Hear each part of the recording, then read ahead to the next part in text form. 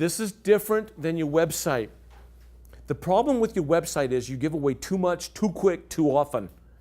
You make people search through your website trying to find everything on there. You copy everybody else. Home, about us, our services, contact, fees, and all these drop-down type of menus here. The landing page is a different concept in creating websites. And you could do this yourself if you knew how to create websites. But if you don't, no worries, there's ways of doing it. It's called a landing page, and I call it a squeeze page also because I want to get some information out of those people. I'm going to ask you a question. Does anybody remember me telling this story about the deaf and blind situation last time? Did I tell that last time? You were in my other class and you were in my other class. Does anybody else remember? Good. You guys have been to too many of my classes. I got to tell the story again because it's perfect, okay? You're going to hear it. Okay, you're going to hear it. I was asked to be the presenter at the Deaf and Blind annual event in Salt Lake City. Isn't that weird? And I don't know anything about that. I don't have a deaf child or a blind child, but they asked me to be the keynote speaker because it was like a positive mental attitude type of a thing, and I'm good at that kind of stuff. And I emailed the lady back and I says, thank you for paying me money for doing this kind of stuff, but I have no idea what I'm doing. I mean, I could talk, but I don't know that world. I don't know that world.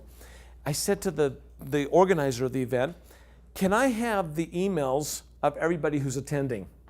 And she said no, which was good. She shouldn't have. You don't want to give away that kind of stuff. It's very confidential. You know, if you have a deaf or a blind, you're laughing because our emails are just, I hate all the stuff that I get in my email box every day. And I said, do you mind sending an email to all of your people for my benefit?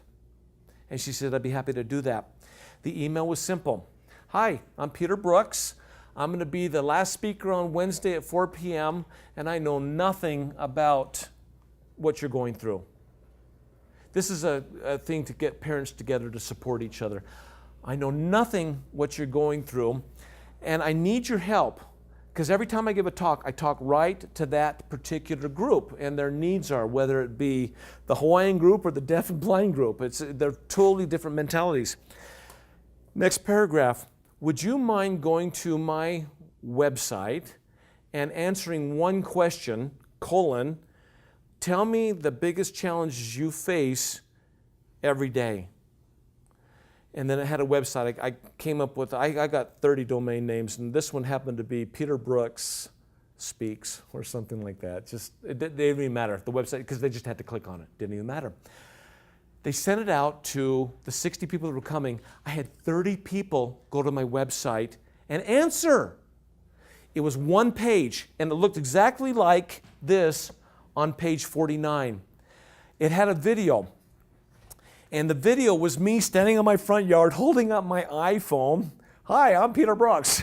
Or hi, I looked like a dork, but it was very honest and sincere, because it was.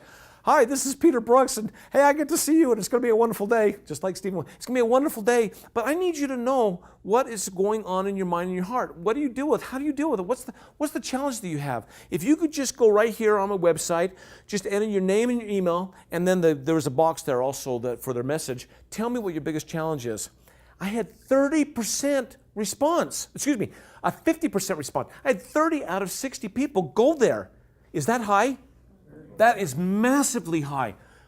Do you notice all the things that I did there? I was talking right to them. I wasn't, hi, this is Peter Brooks, and I've got 3 kids, and they're not blind or deaf. They didn't want to hear that. Hi, this is Peter Brooks, and I've been marketing and advertising for years. They didn't want to hear that. It was all about them. And that's what this landing page is all about. This is where people shouldn't rip you off like they did with you. They should say, I want to give you some information on how to improve your printing business, and I promise this will be the last email I'll ever send you. You give me your name and your email, and I'll send you this report, and I won't contact you again unless you opt in. You would do that, because now you're afraid. The defenses are up. Who uses a landing page in here and has great success with it? Forget my story about the deaf and blind people, and that worked. And then the website's down, it's done. And it was for that very purpose. Excuse me. Who's used one before and had good success with it? Jeff? We run campaigns or contests, different things, so we have a landing page that they go to. Is it one page? Yeah, well, then it links to other things. What is the purpose of that page? This is how you do it, by the way. Other information. And how's your success rate? In May first full week in May is sub week, what we call the National Substitute Appreciation Week. So we sent a notice to the districts to encourage their subs to come in and register for free prizes. So that's a landing page. Yes, it is, because here's some of the rules on the landing page. Let me see if I've got the rules. Oh yes, please turn over to page 50.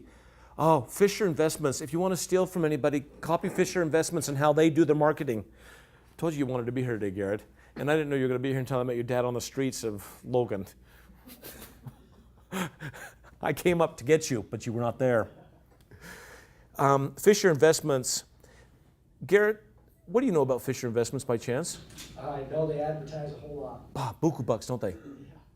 Do you know what they do? What services they provide? Range financial services, including retirement planning.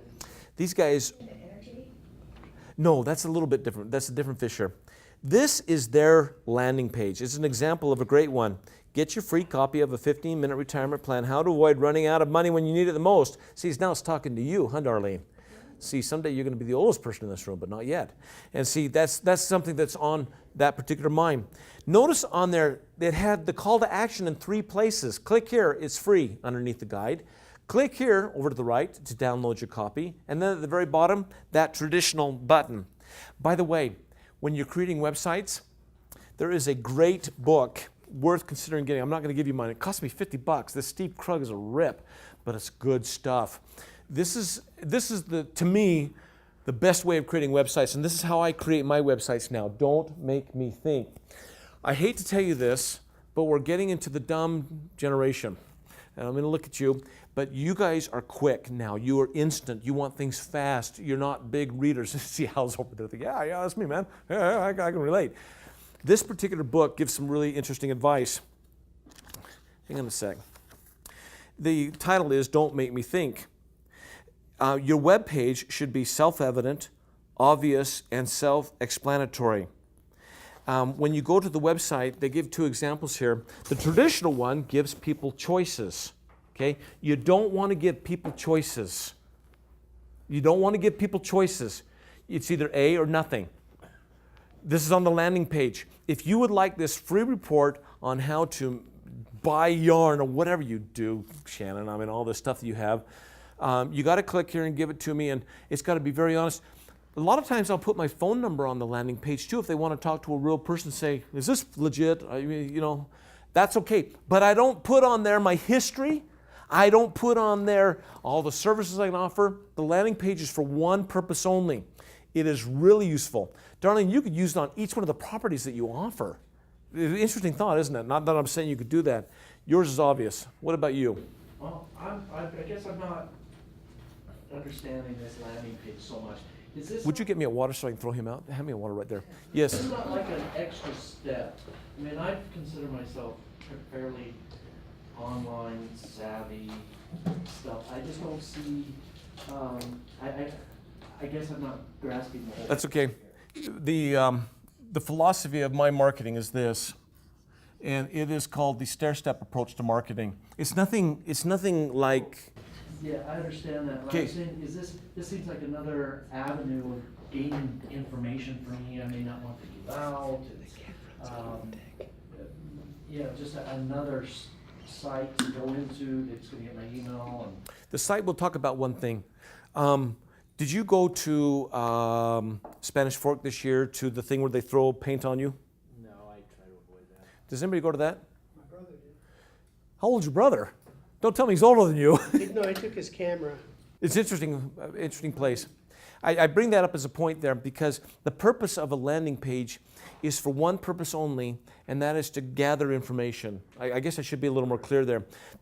Sometimes websites, they have so many options, and on the side they say, hey, join our email list. The landing page is taking all that information, expanding it into why should I join my email list? So is this gaining access to the website? No, it's gaining access to their information so you can start a relationship with them. Yeah, and sometimes it does go to the website. I'm just viewing, and had a lot of discussions about millennials and who's actually going to be the future customers. Yeah. I just see that as being, I don't know, a step that they may not want to take. If it's the reason I brought up the Spanish Fork Hare Krishna Temple annual spring festival where they throw paint, my kid goes down there every year, is because it's talking about one issue, one problem, one thing. So you got to remember, you got to go back a step further. Let's say that you're running a classified ad somewhere, like either a newspaper or online or whatever. This is a great place for people to go there. And you don't have to spend a whole lot of money to get them there, and now you can give a whole story. Remember, one of the key components of this, there's 3 key components to having a wonderful landing page, and Fisher doesn't do it on page 50, and that is that the video is very powerful, and it's got to be a 1-minute video. My videos are too long. It is hard to get a video. 4 minutes is an eternity in the YouTube world, isn't it, Jessica? That's the first thing people look at, is how long it's going to be, then if it's going to be a benefit. Because we think, oh, it's just way too much to read. This guy, I'm not avoiding the question, I'm giving you a long answer. This guy, when he wrote his book, he said, by the way, he sells it for $45. He says, the reason I made this book small is because people judge it immediately whether I'm going to read it or I'm going to go into it or not. The thing about a landing page, I'm going to send you guys some examples. I don't know how I'm going to remind myself. I'm going to send you some examples of some killer landing pages. There's one for Dean Jackson, who's a real estate guy. Dean Jackson is his name.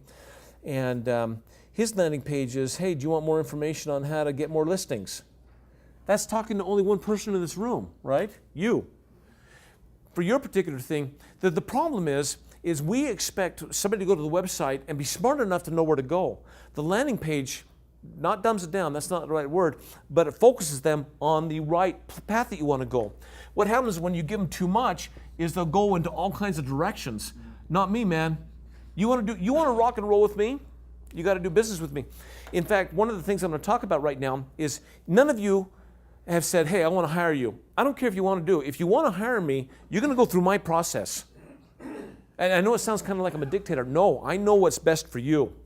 And once you go through my process, you're going to say, hey, you're pretty smart. I'll put you through the process and show you how it is. But yeah, you can if you feel like they need to go to your website. I have multiple websites. I had one for this class, which is called Marketing Impossible. There was only one purpose on that website, was to get your butts in my seats right here. That's it. I have another website. It's called mymarketingstinks.com. The only purpose of that website is to get you to come to class, and Huey and Louie back here have come. Okay, the rest of you, that's fine. You can come some other day. It's too far for you guys to come down anyway, to come down every week. That doesn't bother me. What bothered me, that whole thing was that you want to come. I make you do something. What did I make you do, Jason, in order to come to that free My Marketing Stinks class? You dang right. And where's my registration page? And then limits who can actually get in there. That's correct. So 24 seats. Last week or something, it says, no, sorry, you're... That's correct. You can't come. Right. That's the law of not enough seats. Marketing, the law of something. My point is that particular website is for only one purpose, okay? I have another website. It's called themarketingvitamin.com. The Marketing Vitamin is for people that want kind of a 2 or 3 times a week daily jolt of something to actually do in their business. In fact, that's where you're going to find the videos of this particular class on there. You're going to sign up. Your first month's going to be free. Then it's going to be $5 a month for the rest of your life, just to see me again. Every landing page has a specific purpose. You, Mr. Groove, could do that because you got multiple markets. What I love, you got to see his brochures, creative, clever. But what I would do is I would probably more departmentalize them because you, as I recall, you got 3 main things that you do, which is good, but a little bit different mindsets. So I'm not picking on you. I'm just saying, when I was looking at it, I said, oh yeah, it's graphic, and there's printing. You know what I mean? It's a challenge. It is a big challenge. See, the problem is you guys are too smart for what you're doing. You got to think like your customer. The customer doesn't know what to do, and that's why you want to have a landing page that says, look at this one for Fisher Investments back on 50. Get your free copy. It didn't say call for a free consultation. It didn't say call for a free quote. It said get a free copy. These guys know exactly what's going to happen because they're going to get you to get a free copy. What happens after the free copy? I know what happens. I fill this in, man. I clicked here. What's on the click here page, do you think? Mm-hmm.